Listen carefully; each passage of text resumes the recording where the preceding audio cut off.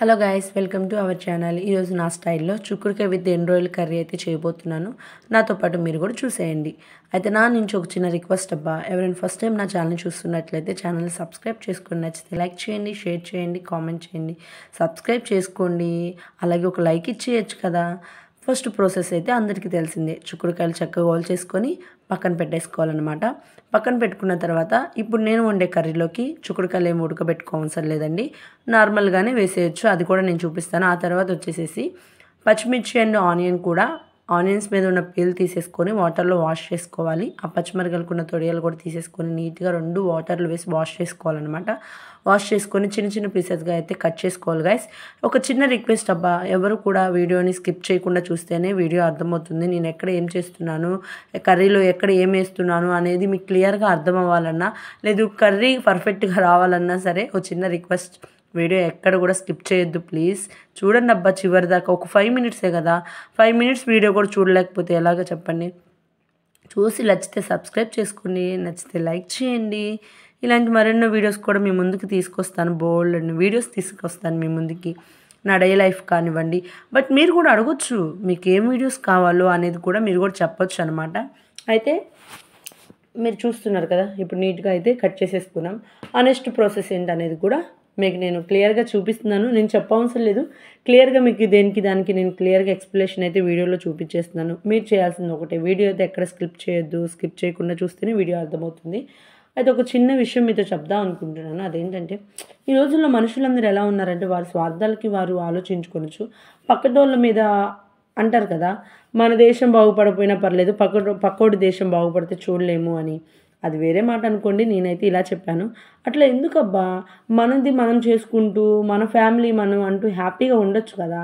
ఒకళ్ళ మీద ఏడుపు ఇవన్నీ ఎందుకు అంటారు చెప్పండి, అంతేనే కదా. అయితే ఇక్కడ మీకు క్లియర్గా ఎక్స్ప్లెనేషన్ ఇస్తాను చూడండి. ఇప్పుడు రొయ్యల్లో నేను పోస్తుంది నార్మల్ వాటర్ కాదు, హాట్ వాటర్ అనమాట.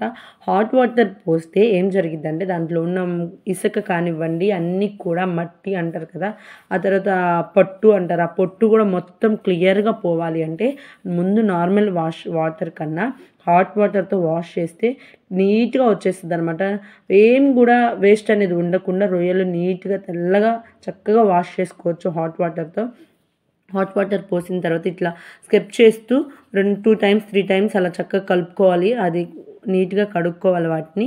ఆ కడుక్కున్న తర్వాత ఇప్పుడు నెక్స్ట్ ప్రాసెస్ ఏంటంటే, నార్మల్ వాటర్తో వాష్ చేయాలి. చూసుకొని నేను ఇక్కడ చూపిస్తాను కదా, నార్మల్ వాటర్తో అయితే వాష్ చేసుకోవాలి. అప్పుడు ఈ నార్మల్ వాటర్తో ఇవి కొద్దిగా నీచు వాసన వస్తాయి కాబట్టి గైస్, నార్మల్ వాటర్తో 2 టైమ్స్ 3 టైమ్స్ వాష్ చేసుకోవాలి. హాట్ వాటర్తో అయితే 1 టైం, నార్మల్ వాటర్తో అయితే 2-3 టైమ్స్ వాష్ చేసుకున్నా కూడా మంచిది. అయితే ఇప్పుడు కర్రీలోకి అయితే వచ్చేద్దాం. స్టార్టింగ్ ప్రాసెస్ ఏంటంటే, స్టవ్ ఆన్ చేసుకుని ఒక కళాయి పెట్టుకొని, కళాయిలో మనకి సరిపడంత ఆయిల్ అయితే పోసుకోవాలి. మనము ఆయిల్ హీట్ ఎక్కిన తర్వాత చూసుకోవాలన్నమాట.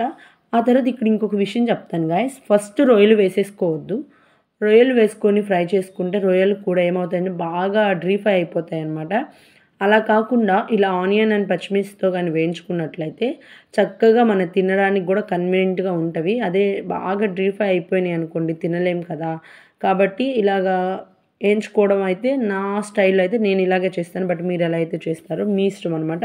లేదు నేను చేసినట్టు పర్ఫెక్ట్గా రావాలనుకుంటే నేను చేసినట్టు కూడా ఒకసారి ట్రై చేసి చూడండి.